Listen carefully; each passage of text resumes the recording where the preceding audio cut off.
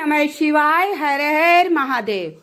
आज भौमी प्रदोष है। मंगलवार को जो प्रदोष पड़ता है उसे भौम प्रदोष कहते हैं। आज के दिन कुछ विशेष उपाय किए जाते हैं जो प्रदोष काल में करने से बहुत ही लाभदायक होते हैं, बहुत ही महत्वपूर्ण होते हैं। ये उपाय आपके जीवन में खुशियां ही भर देते हैं। प्रदोष काल पौष का आखिरी प्रदोष है। पौष मास अब जा रहा है। आज प्रदोष व्रत है और आज ही मासिक शिवरात्रि भी मानी जाएगी। दो संयोग बन रहे हैं शुभ। तो आइए कुछ विशेष उपाय के बारे में करते हैं। पहला उपाय उस बारे में बताएंगे जिससे हमारे घर में व्यक्तियों को बहुत गुस्सा लगती हो। पूजा पाठ तो करते ही नहीं, सारा दिन घर में लड़ाई झगड़ा कलह मचा के रखा है, उनके लिए विशेषकर है। अगर वो व्यक्ति स्वयं करना चाहे तो अति उत्तम, अगर नहीं करना चाहे तो परिवार का कोई भी सदस्य उसके लिए कर सकता है। अब उसके लिए हमें उसमें चाहिए एक बेलपत्र, जो सदा हमने बताया बेलपत्र टूटा फूटा और खंडित नहीं होना चाहिए। बेलपत्र टूटा फूटा और खंडित नहीं होना चाहिए। जिस शिवलिंग पर जो चीज समर्पित होती है वो खंडित नहीं होती है। और लाल चंदन एक लोटा जल, लाल चंदन एक लोटा जल जो हमें अपने ही घर से भर के शिव मंदिर लेके जाना है। तो आइए उपाय के बारे में जानते हैं। ये तीनों सामग्री हम लेकर शिव मंदिर आ गए। अब जो हमने लाल चंदन लिया है, हमने एक कटोरी में लाल चंदन लेके आए, एक बेलपत्र और एक लोटा जल अपने रसोई घर से भर लिया। अब कटोरी में थोड़ा सा वो लाल चंदन रखिए, थोड़ा होना चाहिए ज़्यादा।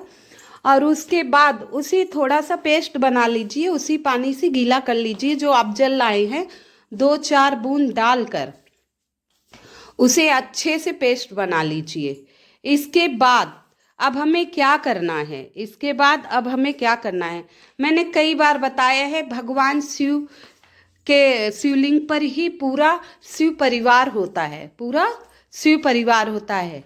ये सब आप लोगों को भी पता है क्योंकि गुरुजी प्रदीप मिश्रा जी के कथा में कई बार बताया जाता है। उन्हीं की कथा और शिव पूरन के उपाय को सुनकर ही मैं आप लोगों को उपाय बताने की कोशिश करती हूँ कि विधिवत और सही उपाय आप लोगों को बता सकूं।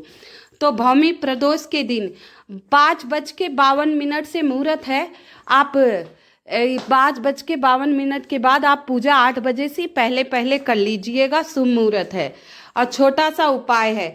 तो हम बेलपत्री और लाल चंदन एक लोटा जल शिव मंदिर पहुंच गए लेकर, समझ गए ना आप लोग? तो लेकर पहुंच गए। अब क्या करना है, जहां माता पार्वती का कटी भाग होता है, ये आप देखिए जहां ये जुड़ा हुआ है शिवलिंग, नागेश्वर जी नाग जी बैठे हुए हैं नीचे, वही कटी भाग माता पार्वती का स्थान माना जाता है। तो वहाँ हमें बेलपत्र चढ़ाना है। जो हम बेलपत्र लेके गए हैं वहाँ चढ़ा देंगे। डंडी अशोक सुंदरी की तरफ, डंडी माता अशोक सुंदरी की तरफ। ये देखिए जहाँ से जल गिरता है थोड़ा सा उठा रहता है, वो सबसे भगवान भोलेनाथ की सबसे प्रिय पुत्री हैं। तो हमने बेलपत्र चढ़ा दिया कटी भाग पर। अब हम क्या करेंगे, जो लाल चंदन का पेस्ट बनाया है उसे शिवलिंग पर लेपन करेंगे। दोनों हाथों से अच्छी तरह शिवलिंग पर लेपन कर देंगे। दोनों हाथों से अच्छी तरह आप शिवलिंग पर लेपन कर दीजिए। और ध्यान रखिए जब बेलपत्र चढ़ा रहे हैं तो जो व्यक्ति आपके घर में गुस्सा करता है, बहुत ज़्यादा ही लड़ाई झगड़ा कला करता है, उसका नाम और गोत्र अवश्य बोल दीजिएगा। अब ऐसे ही शिवलिंग पर लेपन करिए। ये देखिए ऐसे ही अच्छी तरह लाल चंदन से खूब सुंदर से लेपन कर दीजिए। अब हम अच्छी तरह दोनों हाथों से रगड़ कर लेपन कर दिए। उसके बाद जो हम जल लिए हैं, हम एक लोटा जल लेके ही गए हैं, तो उस जल को हाटकेश्वर महादेव का नाम लेना है। किसका नाम लेना है? हाटकेश्वर महादेव का नाम लेते हुए जल चढ़ाते हुए धीरे धीरे ऐसे ही शिवलिंग को साफ कर देना है। आप देख रहे हैं ना, ऐसे ही शिवलिंग को लाल चंदन से साफ कर देना है। और धीरे धीरे फिर सारा जल आपको समर्पित कर देना है। सारा जल आपको क्या करना है? समर्पित कर देना है शिवलिंग पर श्री शिवाय नमस्तुभ्यम का जाप करते हुए। श्री शिवाय नमस्तुभ्यम, श्री शिवाय नमस्तुभ्यम। हाटकेश्वर महादेव, हाटकेश्वर महादेव का नाम ले लीजिए। इसके बाद जो व्यक्ति आपके घर में गुस्सा करता है, कला करता है, उसका आप नाम लीजिएगा, गोत्र बोल दीजिए। मात्र ये छोटा सा उपाय आप शिव मंदिर जाकर प्रदोष काल में अवश्य करके आइएगा, प्रदोष काल में अवश्य करके आइए। और जो जलाधारी से जल गिर रहा है, एक बर्तन वहां लगा दीजिए। ये देखिए, ये अशोक सुंदरी के स्थान पर जल डाला जाए। थोड़ा सा जल आप घर ले आइए, ये जल आप थोड़ा सा घर ले आए। जो व्यक्ति गुस्सा करता है उस व्यक्ति को ये जल थोड़ा सा हाटकेश्वर महादेव के नाम से, कुंदेश्वर महादेव के नाम से जल थोड़ा सा पिला दीजिएगा। और ये जल आप घर में छिड़काव कर दीजिएगा, ये जल आप जल में छिड़काव कर दीजिएगा। इसके बाद वहीं शिवलिंग पर दोनों हाथों से स्पर्श करके आपकी जो मनोकामना हो, जिस व्यक्ति के नाम से उपाय किया है, वो कामना कह दीजिए। उस व्यक्ति का नाम, हे प्रभु, उसका गुस्सा शांत कर दीजिएगा। हमारे घर में सुख समृद्धि शांति सदा बनी रहे, ऐसी मनोकामना आपको करनी है। मात्र छोटा सा उपाय है। प्रदोष काल में 5:52 से शुरू हो जाएगा। भौमी प्रदोष है, बहुत ही विशेष दिन है। तो ये उपाय करके आपको अवश्य आना है। लाल चंदन वाला उपाय आपको अवश्य कर लेना है। आइए, आपको मैं माता पार्वती का ये कटी भाग देखिए, जहाँ बेलपत्री समर्पित है, ये माता पार्वती का कटी भाग है। तो हाटकेश्वर महादेव के नाम से ये उपाय आपको करके आना है। अगला उपाय बताने के पहले आप सभी से निवेदन है, जो मेरी आवाज़ प्रथम बार सुन रहे हैं, प्रथम बार देख रहे हैं, कृपया कृपया मेरी वीडियो को लाइक एवं सब्सक्राइब अवश्य कर दीजिएगा। और कमेंट में हर हर महादेव, हर हर महादेव अवश्य लिख दीजिएगा। हे प्रभु, जो हर हर महादेव लिखे उसकी सारी मनोकामना आप पूर्ण अवश्य कीजिएगा। तो अगला उपाय मैं आपको बताऊंगी, बहुत ही विशेष। भौमी प्रदोष के दिन अगर आप कर्जवान हैं, आपने बहुत कर्ज ले रखा है और कर्ज उतरने का नाम नहीं ले रहा है, तो आज के दिन से ध्यान रखिएगा। जब भी मंगलवार के दिन भौमी प्रदोष पड़े, मतलब मंगलवार के दिन प्रदोष पड़े, और वैसे भी मंगलवार के दिन कोई शुभ तिथि पड़े, तो जिससे आप कर्ज लिए उसका कुछ अमाउंट उसे वापस अवश्य करे आना। जैसे नहीं ज़्यादा आपके पास है तो 500, 1000 जो भी आपके पास रुपए है उसे वापस करके अवश्य आना।